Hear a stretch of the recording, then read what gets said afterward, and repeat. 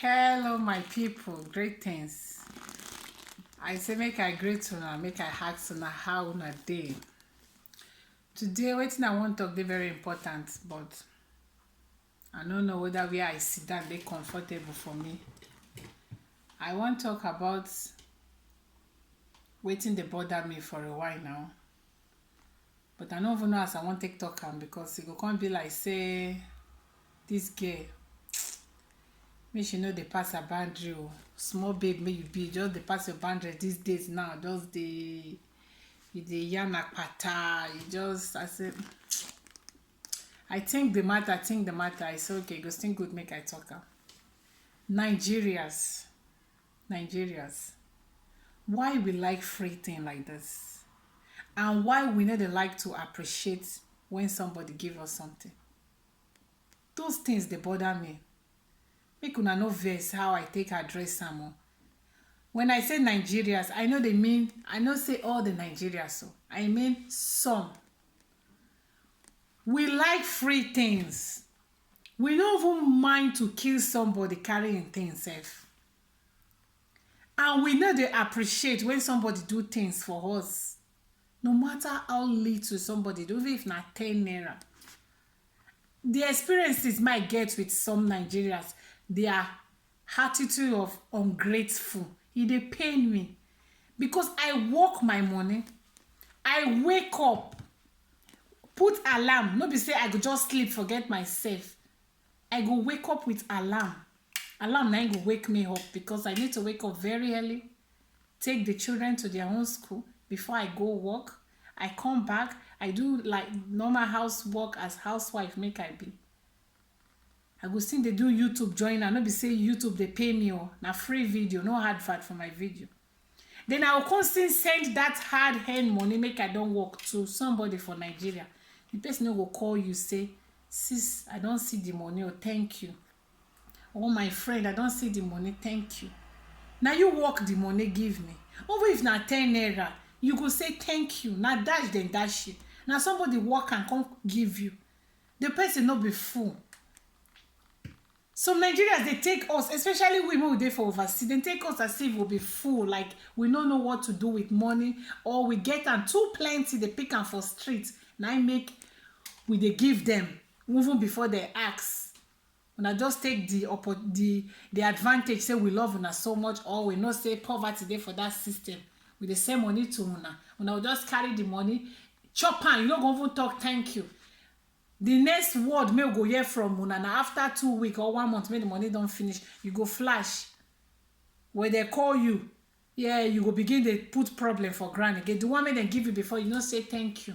And when you want beg money, you don't even get credit safe. Now flash, you go flash, they will come call you. See, me una take time. Make una take time. Because for here, we dey go jobs upon jobs to make sure say we fit pay our bills. We just dey try to survive. Make una forget all these glasses, everything. Everything. As they see me so, now the only free way I get today. I say, wetin happen? Oh, make I just think dress. Might look good for myself. No be me, I no use stress kill myself. No be only me dey find money. I'm wey the money save. Wetin I dey use the money do? You no show for my body self. Say I dey earn money every month. Everything make I just put for you. Everything I arrange in a packaging. Forget this handbag make I carry like this. Now fake designers, no be the original one. I go dey send money, they go of Nigeria, they give people. Me, I go dey wear gbanjo, everything gbanjo they put for my body. Motor self make I get, I never pay finish. But una go dey Nigeria, money me will send for una. Or cars me will ship, say make una sell and send the money for us. Una don't sell and carry the money, or use the car self, go the cruise. Or the buy house maybe we dey na pay we dey pay. We no be landlord for overseas. I never see a Nigeria man, Nigeria woman go be landlord. E dey hard.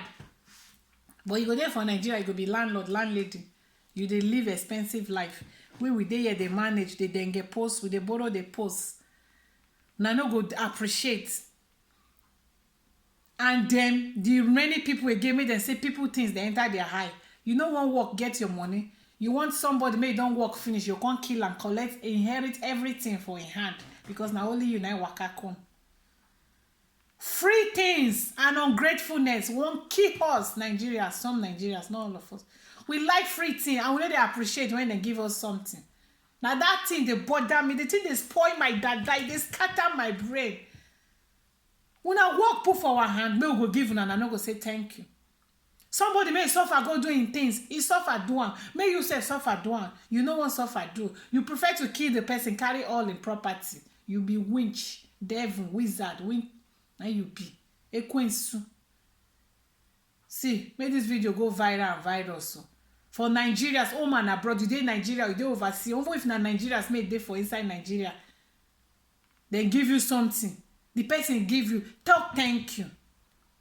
No go carry wetin no be your own. No go keep person collect wetin no be your own. Wetin no be your own, no be your own. Work for it if you like am.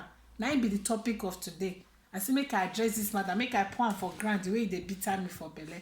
I hope say I no pass my boundary and I hope say I no offend people with this topic. Make una no vex. As you do me now, I pour am. Now I no plus and no minus. I love una so much. Now let me waka come. Make I then get the post. They go where I dey go.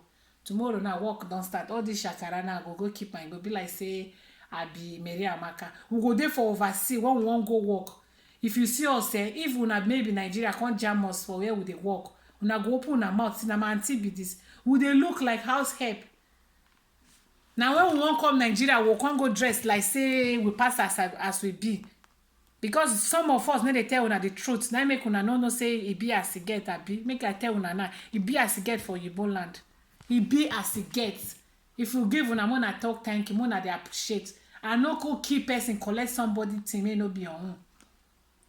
If you still give you 1 naira, appreciate because you wey dey give, you no go fit give somebody. So when you see somebody may give you, may you thank am. Now make some of our Nigeria make they do for overseas. Make the government they give them everything for free. They go still they shout, "Hey, my right!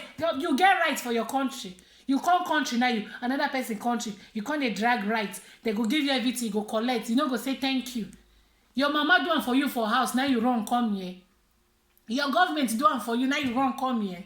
You come here, come they drag rights. Come they find wait till you no keep your right, your left, money, everything. No thank you. Go they cause the same government. Especially our women, made they for Germany, all these European countries, when they run, they go, they find benefits. Me una no keep, una no work for the system. They give una no go say thank you. Make I stop for this place. I no offend una, make una no vex. I take God, ne beg una. I just pour am as it do me. Ain't nobody find this video offensive. Make una no months make we fight. I no get power. Na only mouth I get. Cho. My mouth they do cho. I sabi talk where I no get power. If you see me for road, I bet waka pass. No touch me, man, no go die for your hand. So I don't stop for this place. I coco babe, I love now so much. Bye.